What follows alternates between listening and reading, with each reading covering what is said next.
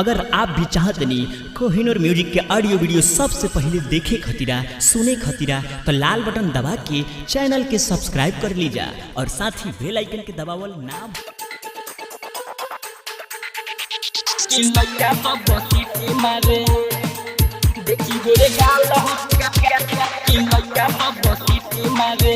Recording by Kohinoor music studio Bakhri बाजार।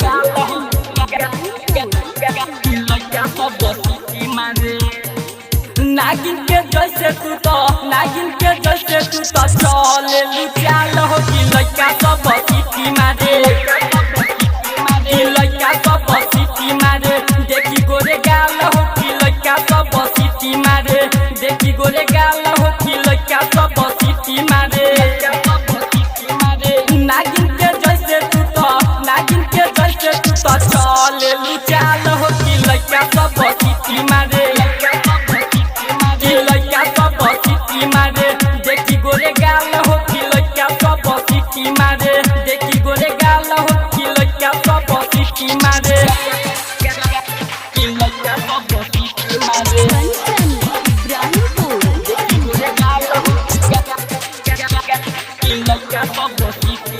देखी तोहर चढ़ल जवानी मुँह में पानी आ जाला होठ के लाली देखी जो दिलवा मोर धड़क जाला देखी तोहर चढ़ल जवानी मुँह में पानी आ जाला होठ के लाली देखी जो दिलवा मोर धड़क जाला सादा लोगवा पागल बाटे देखी तोहर रूपवा के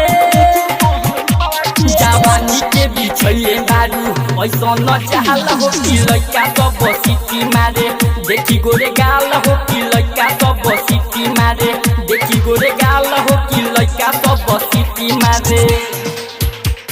recording by Kohinoor music studio Bakhri Bazar.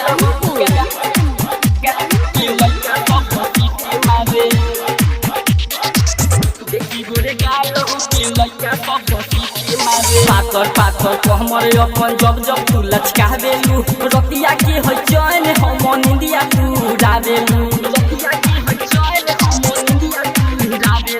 पाथर को हमारे अपन जब तू लचका देलू रतिया के है चैन हम निंदिया तू डालेलू संदीप संवरिया कहे तोहरा के रानी चंदन का रानी अनिल कहेला महल हो कि लइका सब बसीती मारे देखी गोरे गाल हो कि लइका सब बसीती मारे नागिन के जैसे तू तो चले लुचाल हो कि लइका सब बसीती मारे लइका सब बसीती मारे देखी गोरे गाल हो कि लइका सब बसीती मारे।